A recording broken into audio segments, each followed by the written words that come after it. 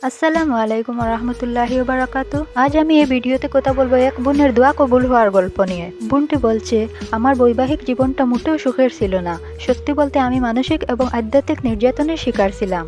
আমার স্বামী সবসময় অন্য নারীর দিকে নজর দিত, তাদের সাথে জড়াতো, এমনকি আমার বাচ্চা হওয়ার পরও সে পরক্রিয়া লিপ্ত ছিল। আমাদের সংসারে এটা কোনো গোপন বিষয় ছিল না। আমাকে আরও কষ্ট দেওয়ার জন্য সে আমার দিকে ফিরেও তাকাতো না। যেহেতু সে আমার দিকে তাকানোটা প্রয়োজন মনে করতো না, তাই আমার বিশ্বাস হয়ে গিয়েছিল যে আমি তার ভালোবাসা পাওয়ার যোগ্যই নয়। এই অশান্তির মধ্যেই আমরা হজ করার সিদ্ধান্ত নিলাম। বছরের পর বছর ধরে জমানো আমার সবটুকু টাকা দিয়ে আমি হজে গিয়েছিলাম, কারণ আল্লাহ আমার স্বামীকে অঢেল সম্পদ দিয়েছিলেন ঠিকই, কিন্তু সে আমার হজের খরচ দিতে চায়নি। আমার কাছে এটাই ছিল সুযোগ আল্লাহর কাছে দোয়া করার, যাতে তিনি আমাকে আমার স্বামীর ভালোবাসা পাওয়ার যোগ্য করে দিন। আমি ভেবেছিলাম যদি আমি তার চোখে যথেষ্ট ভালো হতে পারি, তাহলে অন্য নারীরা তার জীবন থেকে সরে যাবে। আল্লাহ সম্ভবত আমাকে সেই জিনিসটা দেবেন যা আমি দুনিয়ায় সবচেয়ে বেশি চেয়েছি, আমার স্বামীর ভালোবাসা।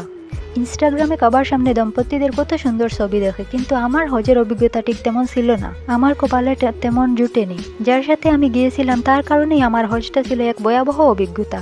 আমি আল্লাহর ঘরের সামনে দাঁড়িয়ে কেবলই মিনতি করছি, হে আল্লাহ, আমাকে আরো ভালো বানিয়ে দাও যাতে ওই সংসারটা টিকে যায়। আমার হৃদয়টা ভেঙে চুরমার হয়ে গিয়েছিল। আমি ছিলাম মরিয়া, তবুও আমার ইমান ছিল প্রবল, কারণ আমি জানতাম আমার জীবনে খাদের কিনারে দাঁড়িয়ে আছি। আমার দোয়ার উত্তরে আল্লাহ যা দেবেন সেইটুকু ছিল আমার শেষ সম্বল।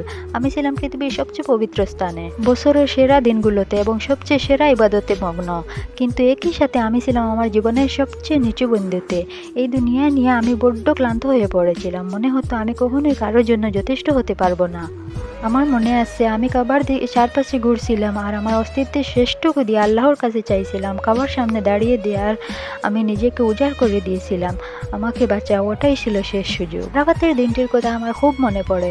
হাত দুটো আকাশের দিকে তুলে আমি বুক ভরা আশা নিয়ে চাইয়েছিলাম ওই দোয়া, আমার সংসার, আমার ইমান, আমার সন্তান, আমার মানসিক স্বাস্থ্য আর আমার আখিরাত বাঁচাবে। আমি কেঁদে কেঁদে বলছিলাম, হে আল্লাহ, প্লিজ আমার স্বামী যেন আমার দিকে তাকায়। সে যখনই আমার দিকে তাকাবে আমার প্রতি ভালোবাসা যেন বেড়ে যায়, আর প্রতিবার তাকানোর সময় আমি যেন তার চোখে আরও সুন্দরী হয়ে উঠি। হজ থেকে ফেরার পর আমার স্বামী ইসলামী নিয়ম মেনে আমাকে তালাক দিল। আমি ভেঙে পড়লাম, মেঝেতে লুটিয়ে পড়লাম।